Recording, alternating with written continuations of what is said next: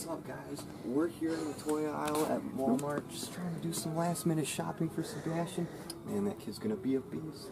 Well, he's my son, so what can you expect, right? Anyway, Okay, kid. Well, here's the deal. We're here looking at some Nerf guns because he's gonna be a straight shooter just like me. Anyway. Oh my god. This is why I don't let you do the intros. Well, hey, you had your chance and you were like, oh, I'm in Walmart. I just don't have the energy to be pumped. Pumped? You haven't seen pumped yet. Anyway, so we're gonna do that, look at some Christmas decorations, you know, just have some fun. Got some activities we gotta do.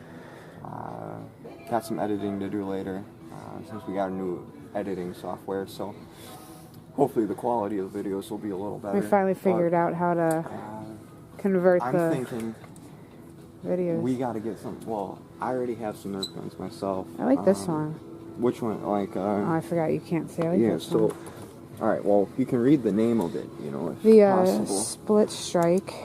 But anyway, getting in my way. Yeah, exactly, for a purpose. Because we're in Walmart, who don't like us to record videos of merchandise. Anyway, so we're gonna pick out some guns here and go look at some Christmas decorations. Sorry guys about that.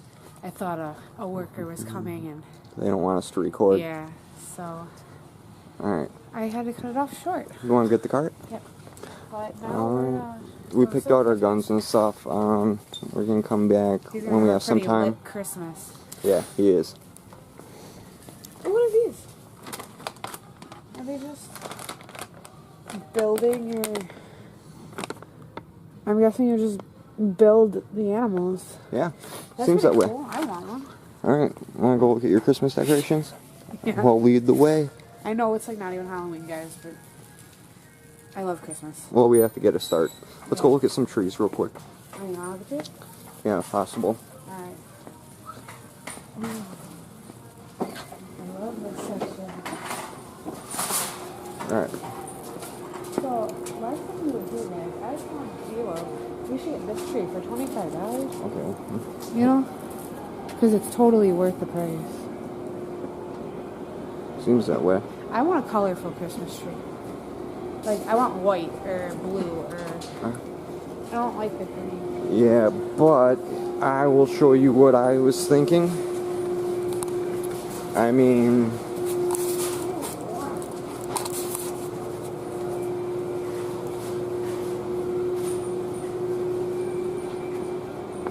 the one that I was thinking of would be this one here. The white one with the multicolored lights. I just believe that it would be more festive in a way. Yeah. I also really like very vibrant, like, ornaments. So I think it would, like, just look really good on a white tree. You know what I'm saying? Like, a bright purple, bright blue ornament. Right. Awesome. I really think we should get some of these for Christmas. Well, show it off. Put it on. Model it, babe.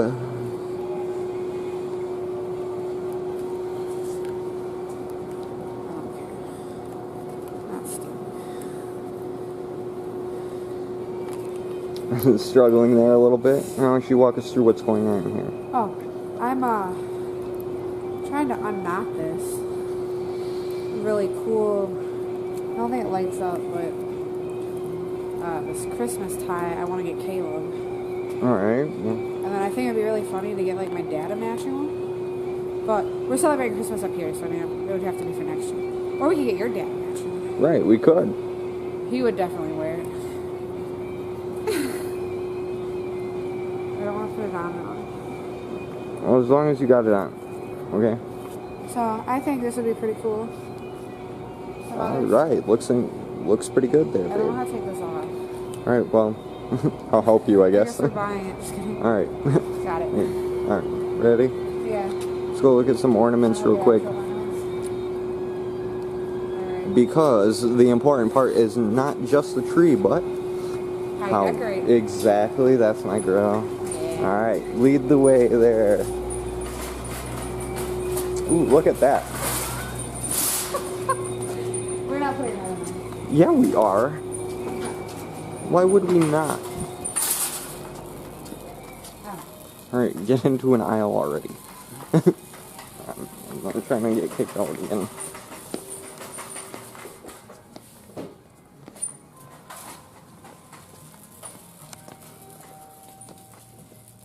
Here are my ornaments, guys. Yeah.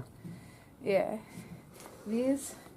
Now this is what we were thinking if we got the white tree with the multicolored lights.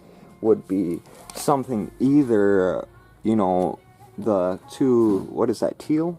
Yeah. The teal and the silver balls. Or we were also thinking, where are those multicolored ones? Might be on that side over.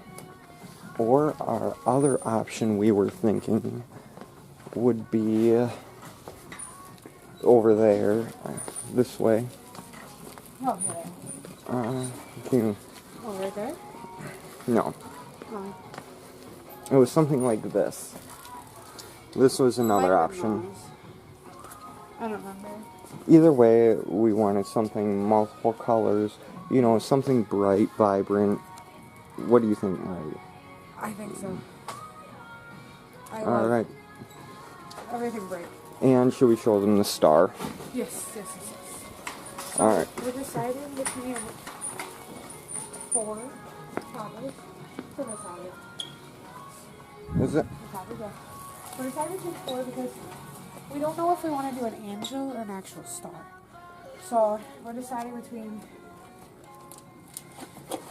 this one. Looking good. I like this one. This is my favorite out of them. Or this angel. It's just slightly more plump. It is, isn't it? Or, what were the stars? We are deciding between this one. I know. Oh yeah, that sure. is a nice star. And what was the other one? I believe, Martha, it was this one. It might have been, or it was this. It was one of these. It was the silver. Yeah. So But, really, it all depends on if we want an angel or a star. Right, and of course we were gonna do stuff. So we stopped for a second because we were looking around, but we're gonna get going in a bit now. Right. Because we just got harassed by some employees because we're not supposed to be recording in here, but we just saw one thing and we're just gonna leave a memory of us here. Right. Before, we dip out. And what is this? You want to hold the camera? Yeah, we got Rudolph the Red-Nosed Reindeer. I wonder what happens when I press all of them. Oh, okay. It's on its belly.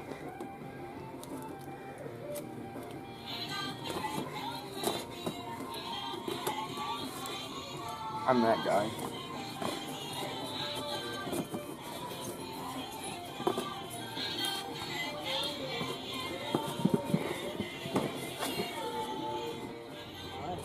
Well, so we're leaving Walmart now. Yeah. Heading back to our chariot. A very cute car. And we're gonna head home and finish this up. And it should be a great time. Yeah. What was that, you weirdo?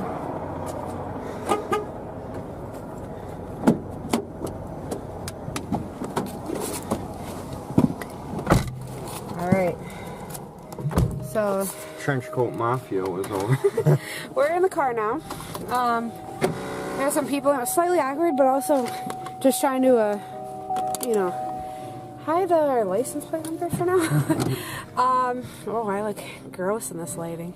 It's fine. But, so, yeah, we kind of got a little bitched at Walmart.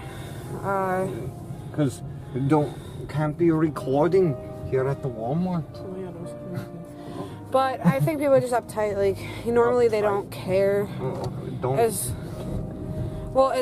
like, as long as they're not, like, breaking rules. Yeah, but their staff tonight is some guy named Sally McSallyface. And oh my god. So, I mean, that should explain it right there.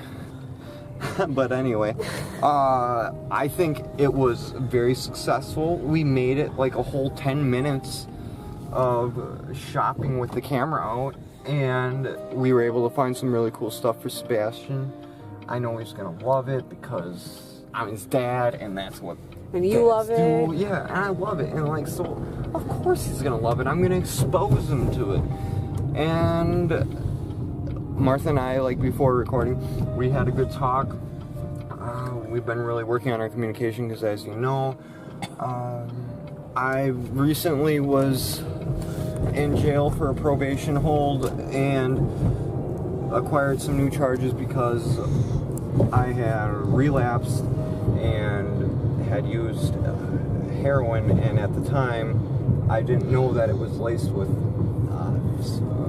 fentanyl, and it turned out it was about, when they did the test, the majority of the contents was fentanyl and only a small percentage was actually heroin. And so when I had used the quantity I had fallen out, I had overdosed, and found myself in jail for a week, got out on bail, and had to enter a treatment program. It was outpatient, of course, because I got my wife and soon son to take care of, and I need to be here. But so I entered another maintenance program and an IOP, which stands for intensive outpatient. And honestly, like, it was one of the better things that had happened, because I never want to feel like that again. I've never had an overdose like to that extreme before, where I was out that long. And honestly, like, I don't want to lose my wife or my son, and let's be honest, if my wife goes, the son goes with her, so I've been sober since, which is good. Honestly, I haven't had any cravings, only because I now know the cost of what those actions would have. And I had my first court date today. Martha was there, great support. It was my intake, and I'm hoping that we can sort this all out, and where it won't cost me any jail time, and hopefully I can avoid another felony conviction. Hopefully. But for the time being, I'm going to focus on my wife and my son, and pray for the best. Oh, I'm sorry. You just pinched it. And honestly, like, the communication between Martha and I has incredibly improved, as now that we both know each other's I wouldn't say secrets, but the things that we were holding on to that were just very difficult to open up about in the past, that we both knew were there, we just couldn't find a way to face it. And now we're facing them together instead of opposed, singular.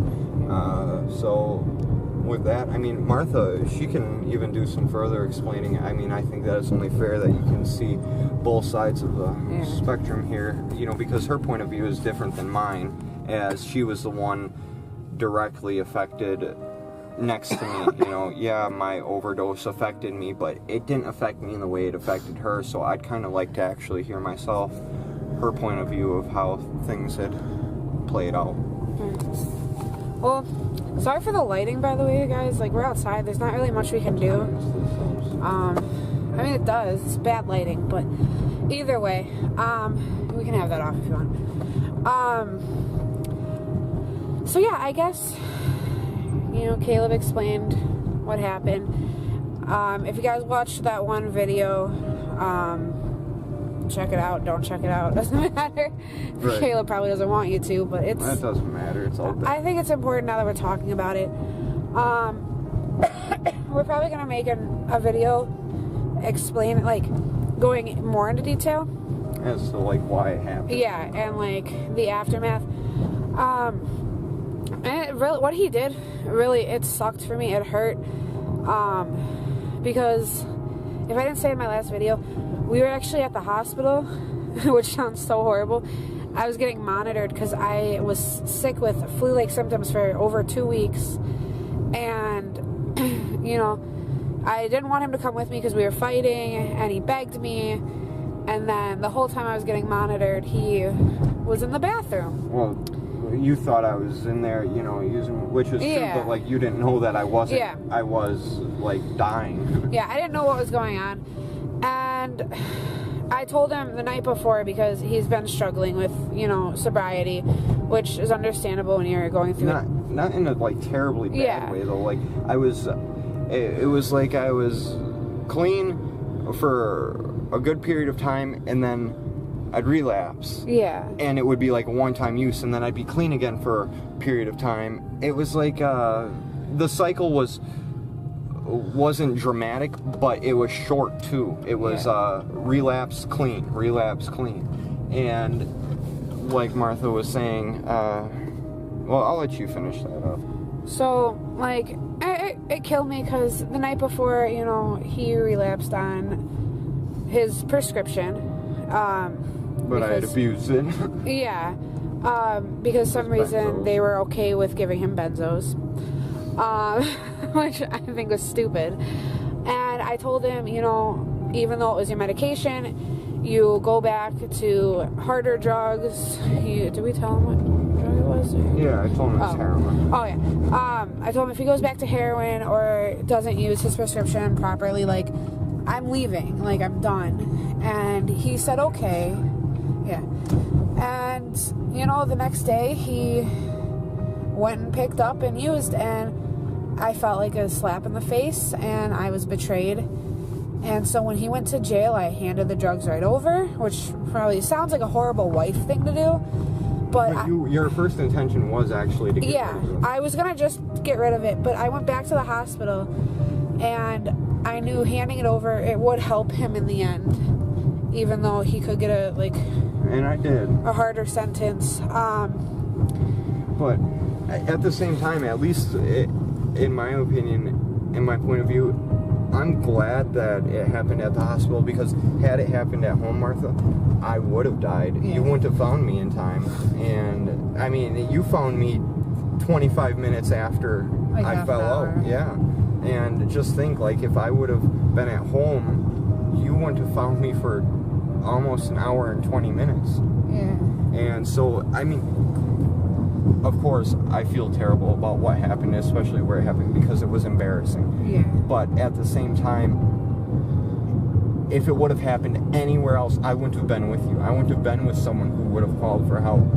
And what makes this really sketchy, and we won't go too far into it, the hospital actually left me there on the floor, refusing to render me aid, due to some circumstances, which, of course, we're looking at talking to an attorney about. But it's a very touchy situation, especially emotionally, because I feel like it's affecting Martha more than it's actually affecting me in a negative way. Only because I can only imagine. Well, you're supposed to go back the other way, past the hospital. I can only imagine in the sense of what it must have felt like to find your significant other without a pulse on the floor. Especially when you're 36 weeks pregnant. And, you know, to see the paraphernalia that went along with it laying next to my body and set up on a counter. The thing you promised you wouldn't use anymore. Right, and I am very sorry, Martha, because I do love you. I love you too. And I'm glad, because Martha was going to leave me. I had bags packed and everything. Right, I came home from jail. Thankfully, she picked me up. I mean, I went to jail and it was summer outside. A week later, I come in and there's snow on the ground. But I almost lost my wife. She was going to leave, and honestly, I knew words were no longer an option. I had to do something, and I had to literally do it overnight. People say change can't happen overnight. Well, I'm here to tell you it can, because it had to happen. I needed to show her that it was going to be different this time, because this time is the last time. And it is. And, like, I know a lot of people, like, they came up to me or called me and was like, why are you staying with him when, you know, he used heroin, like, you're almost due with your kid, like, you know, all this stuff people worry about. And I'm sorry for the angle, guys. We don't have our, what's it called? Tripod. Our tripod. And we're in a car. Late at night. But anyways. Oh, sorry. Sorry. You're gonna make this kid come out. And the reason, honestly, I'm giving him another chance is because, not because we're having a kid together, not because we're married, but because you know, when we met, he was straightforward with his addiction. You know, I fight my own addiction. Like, everyone has their demons. I know it's really cliche to say, but there's something, like, that I honestly feel like he was doing really good for a while, and I know he can. He just needs to know he can do it and stay away from those people who do encourage him. And I haven't messed that up yet. Like, I haven't talked to anybody. I haven't even attempted to reach out. Yeah. Like, since I've been out of jail. Yeah. Like, I can't afford to mess it up this time. And honestly, like, my son means more to me than some powder. And, like, what I've been trying to get Caleb to understand is, like, he has friends who have come to me and said, if you loved him, you'd let him use heroin. If you loved him, you'd let him use needles or drugs. And I was like... Or you'd let him sell. Yeah, you know, or go to strip clubs or shit like that. You know, like, the strip clubs have nothing to do with the drugs. But honestly, like, because I love him and we love our son, I'm not going to let him do something stupid, you know.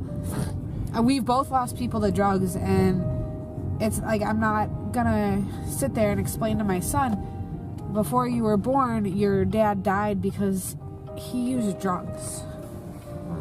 And that's something I need to break the chain. I don't want to face it. And here's the thing too is, I'm 26 years old. I've lost so much because of narcotic drugs, and I feel like, yeah, I had my time to have my fun, but now it's time. I'm having a son, a child, I'm married. It's time to figure out, like, what's gonna come first, you know. And honestly, up until these last few weeks, everybody in the drug scene came first. Everybody that could enable, that could provide, that could buy from me, that I could buy from, those were the people that came first. And it put my wife and my unborn child last, dead last. And I don't know why this time it feels different.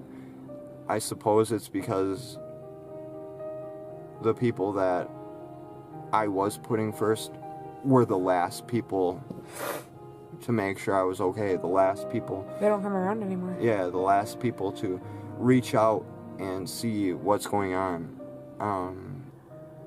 Honestly, the only people that even showed any sign of giving a damn were the people that I hurt this whole time, going through this vicious cycle of abuse, neglect, and regret.